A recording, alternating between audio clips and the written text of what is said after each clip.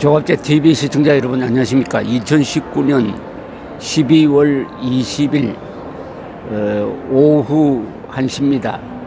좀 소란스러운데 제가 지금 부산역에서 방송을 드리고 있습니다. 말씀드릴 것은 오늘 발표된 한국 갤럽 여론조사입니다. 주간 여론조사인데 문재인 대통령이 직무수행을 잘하고 있다가 폭락을 했습니다. 현재 44%인데 전주는 49%였습니다. 한 주 사이에 5%포인트나 떨어졌습니다.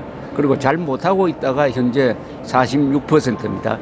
이것은 전주에 비해서 잘 못하고 있다가 3% 늘었습니다. 잘 못하고 있다는 늘고 잘하고 있다는 떨어져서 이제 역전이 되었습니다. 잘 못하고 있다 46, 잘하고 있다 44%가 되었습니다. 한 주 사이에 5%포인트나 떨어진 예는 아마 올해 들어서 처음이 아니냐 이렇게 생각이 듭니다. 왜 이렇게 됐느냐 하면은 제 판단입니다. 제 판단은 지난 일주 사이에 있었던 사건이 영향을 준 것인데 가장 큰 사건은 이 선거법 개정이라는 이런 무리수를 하니까 국민들이 그것을 물끄러미 쳐다보다가 문재인 대통령 잘못한다는 평가를 내린 것이 아니냐 이렇게 판단이 됩니다. 더구나 전주에는 문재인 잘한다가 49%였습니다. 이게 44%로 떨어졌거든요. 그리고 잘 못한다는 43%였는데 이게 46%로 늘었습니다. 그리하여 46대 44로 역전이 됨으로써 올해를 마감하게 되었습니다. 갤럽은 연말에는 쉽니다. 몇 명을 대상으로 했느냐 하면은 1002명을 대상으로 조사를 했고 플러스 마이너스 3.1%포인트의 표본 오차를 가지고 있다는 점을 참고로 해 주시기 바랍니다. 그러면은 어떻게 해서 이런 결과가 나왔느냐를 자세히 알아보면은 잘하고 있다라고 하는 사람들이 가장 많은 곳은 광주, 전라도인데 여기서는 75%입니다. 과거 김대중 지지율과 거의 비슷합니다. 똘똘 뭉쳐 있습니다. 그리고 연령별로는 30대가 잘하고 있다가 57%, 40대도 54%입니다. 그러니까 전라도, 그 다음에 30대, 40대, 그 다음에 직업별로는 화이트 칼라입니다. 화이트 칼라가 56%의 문재인 긍정평가를 보이고 있습니다. 56%. 그러니까 지금 말씀드린 30대, 40대 전라도 화이트 칼라가 문재인 정권의 공고한 콘크리트 지지층이다. 이렇게 보면 됩니다. 또 다른 조사에서 흥미로운 게 하나 있습니다. 이게 뭐냐면 정당 지지도입니다.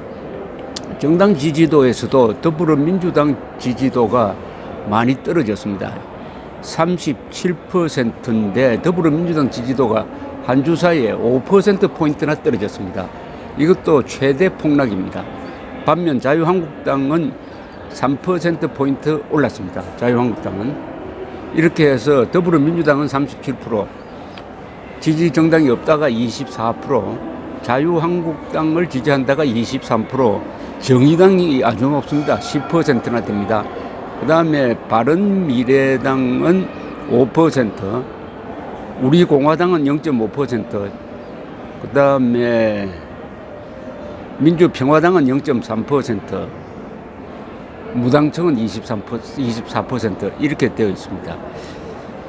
그럼 왜 지지하느냐, 왜 문재인을 지지하고 반대하느냐 하는 이유도 대충 알 수가 있습니다. 대충 알 수가 있는 것은 지지 이유로서는 외교를 잘한다가 14%나 됩니다. 그리고 북한과의 관계가 파탄 났는데도 북한과의 관계를 잘하고 있다가 9%. 요 두 개가 문재인 지지의 가장 큰 이유가 되고 있습니다. 그러면 반대는 뭐냐? 문재인 못하고 있다고 보는 것은 민생 문제 해결 부족하다. 경제 관리를 잘못하고 있다. 27%. 전반적으로 부족하다. 13%. 그 다음에 북한 관계에 너무 치중하고 있다. 8%. 부동산 정책을 잘못하고 있다. 7%. 지난주의 부동산 정책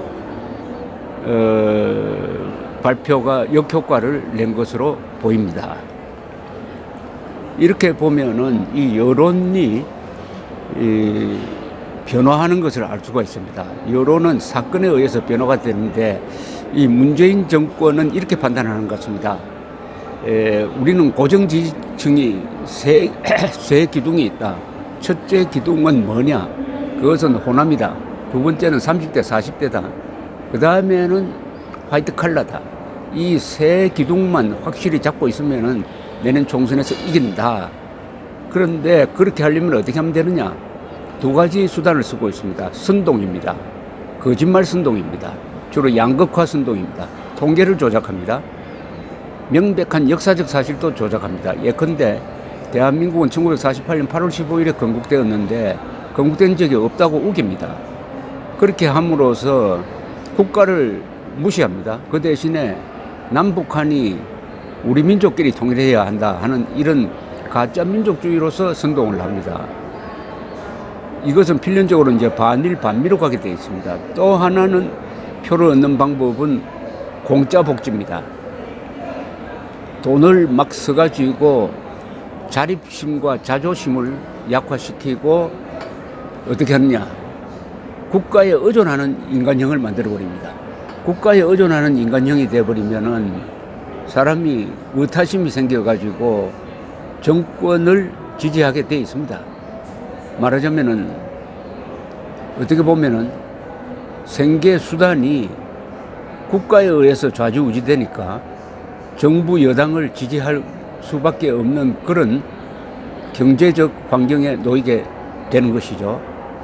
이 두 가지 수단입니다. 국가 예산을 일종의 선거운동비처럼 사용하고 친여 선동 매체를 이용을 해가지고 국민들을 끊임없이 속이는 이런 식으로 하면은 국민이란 것은 선동에 넘어가고 자기의 이익에 치우치고 그러다 보면은 이웃이라든지 그리고 안보라든지 그리고 공익이라든지 이런 데는 무관심하게 된다. 쉽게 말하면 살찐 돼지 같은 국민으로 만들면은 영구 집권이 가능하다 하는 전략이죠. 어떻게 보면 동물농장에 개돼지처럼 국민을 취급하는 이런 정권이 나타났습니다. 그런데 아직 우리 국민들이 속지 않는 국민들이 한 반은 됩니다. 이게 반을 어떻게 평가하느냐? 속는 국민이 반이나 된다로 볼 것이냐? 아니면 아직도 속지 않는 국민이 반이나 될 것이냐? 반이나 된다. 저는 낙관론으로 접근하는 것이 옳다고 봅니다. 우리 국민들이 아직 속지 않는 국민이 반이나 남았다.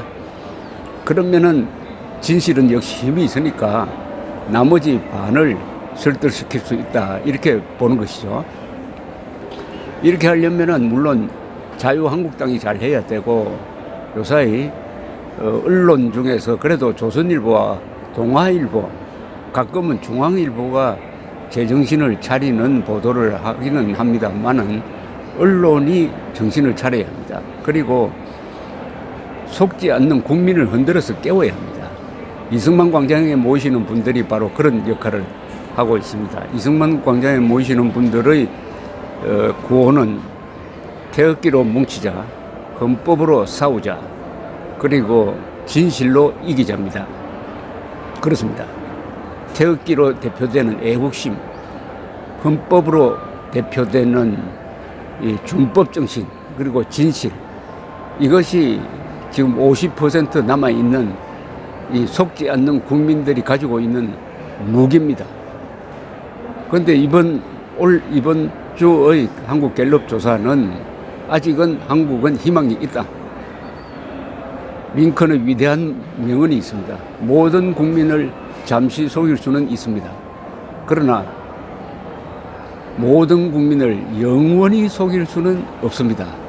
그런 가능성을 오늘 이번 주 한국 갤럽 조사가 보여주었습니다.